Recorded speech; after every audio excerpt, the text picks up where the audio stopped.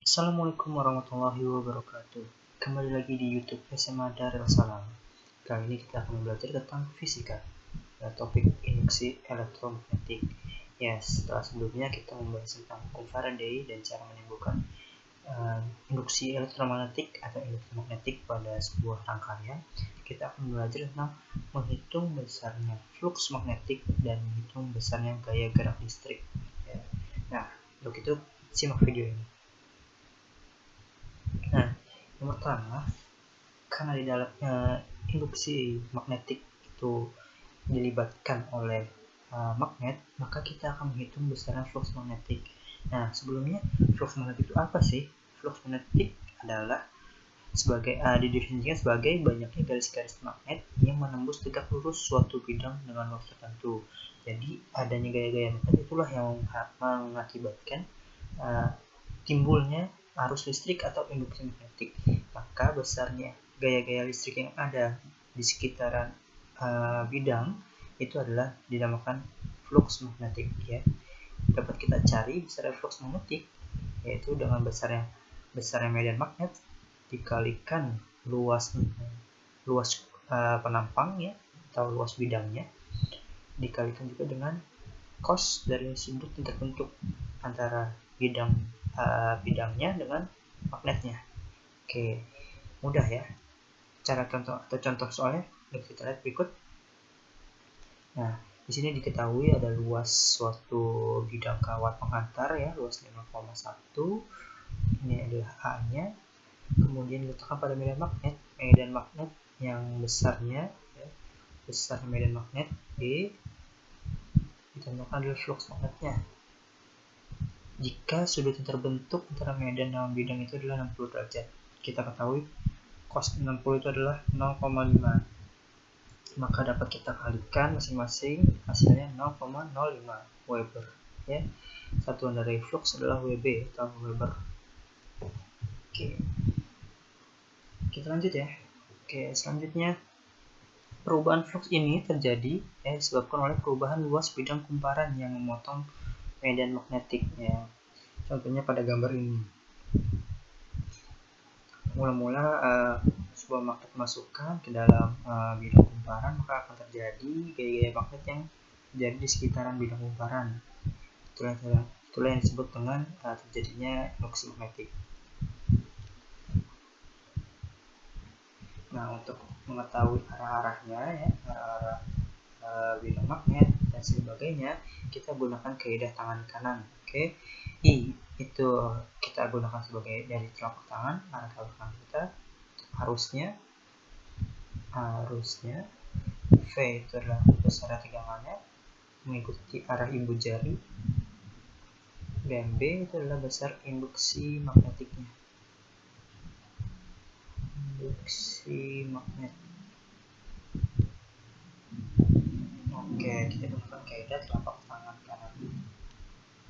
Oke, untuk menghitung besar gerak gaya listrik induksi atau GGL induksi pada suatu kumparan, pada suatu bidang, ada berbagai macam caranya ya. Ada 4 macam cara ya. Nanti kita pelajari satu-satu. Yang pertama ini pada ujung-ujung penghantar kawat ya, ujung-ujung penghantar. Kalau pada medan magnet sebelumnya kita juga sudah bahas ini, pada ujung-ujung penghantar kita gunakan hukum Faraday ya. Maka kita dapat cari masing-masing besarnya ya, IG induksi dengan perkalian antara panjang kawatnya dikalikan besar medan magnet dikalikan V. V itu apa? Apakah tegangan listrik? Bukan ya. V itu adalah kecepatan gerak penghantarnya ya. Uji kecepatan gerak penghantar si magnet ya, itu berapa kita gunakan untuk mencari besarnya GGL induksi pada ujung-ujung kawat penghantar. Oke. Nah, ini sudah kita bahas ya di video sebelumnya tentang hukum Faraday, yaitu antara terjadinya perubahan flux magnetik ini salah satu untuk menghitung besar GGL induksi. Kemudian selain menghitung GGL induksi dengan perubahan flux magnet, kita gunakan juga perubahan jika terjadi perubahan luas penampangnya ya, atau luas bidang kumparan atau luas penampang ya. Ingat, kalau untuk menghitung GGL induksi Komponen utamanya itu ada N, jumlah lilitan, dan medan magnet ya, jumlah lilitan, medan magnet, dan nanti kita sesuaikan dengan peristiwa-peristiwa yang terjadi. Apakah terjadinya perubahan bidang kumparan, maka kita gunakan. Jika terbentuk sudut, kita gunakan cos. Tapi cos sudutnya. Tapi jika tegak lurus, medan magnetnya tegak lurus dengan bidang kumparan, maka cosnya itu kan nilainya 90 ya, tegak lurus.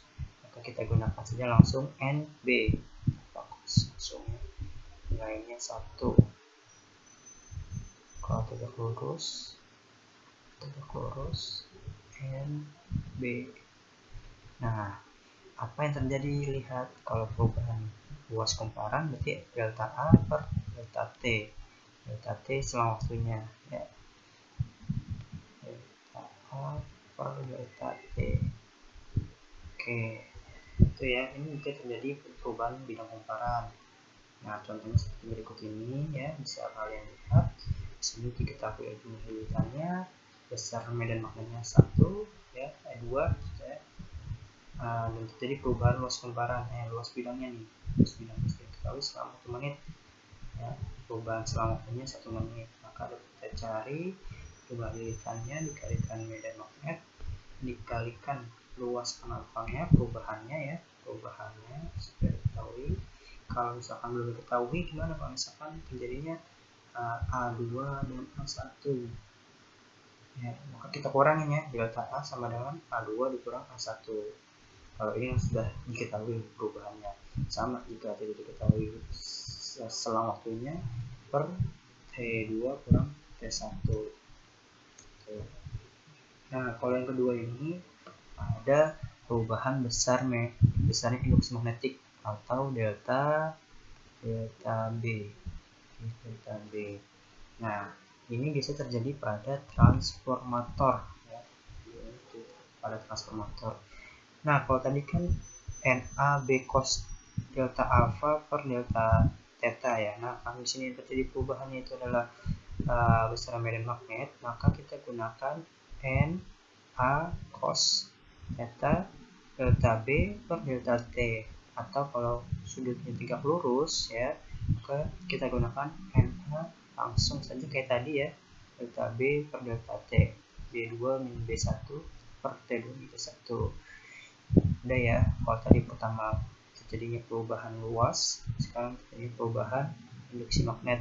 Nah, tinggal kita ubah B-nya pindah ke dalam sini ya, A-nya pindah keluar. Nah, contoh soalnya ya, jelas di sini ada terlihat luasnya, A-nya, terus ada jumlah lilitannya, kemudian ada juga kondisi medan magnet pada B1. Ini terjadi perubahan pada B2 sudutnya dan waktunya ya, maka bisa kita cari B2 min B1, 2 min 4 segala macamnya bisa kita cari min 9 plus. Nah, kenapa kok di sini ada tanda minnya? Tanda minnya itu yang kita ketahui pada video sebelumnya, bahwa dari gaya-gaya magnet itu mempertahankan posisinya ya, sehingga berlawanan arah dengan arah induksi magnetnya, sehingga hasilnya min. Atau ini hanya soal arah aja, kalau tidak ada min boleh, ada min juga boleh, tapi kita asumsikan itu min ya, karena gaya-gaya magnet itu mempertahankan posisinya sehingga berlawanan arah dengan arah induksi magnetnya. Bisa dicek di video sebelumnya. Oke. Nah, berikutnya lagi, untuk menghitung gaya gerak listrik itu terjadi pada perubahan sudut ya, atau perubahan orientasi bidang ya. Perubahan orientasi bidang itu adalah perubahan sudut. Nah, tinggal kalian ganti NB delta sudutnya. Nah, kalau delta sudut berarti kita gunakan cos kedua dikurang cos pertama ya, karena tadi kan kita gunakan cos ya, bukan sin. Nilai cosnya, cos sudutnya, cos sudut kedua dikurang cos sudut pertama. Nah, contoh seperti ini, dari sudut 60 derajat menjadi 0 derajat, kita gunakan cos 60 dikurang cos 10 ya. Maka ditemukan hasilnya seperti ini. Oke, tadi cara menghitung dan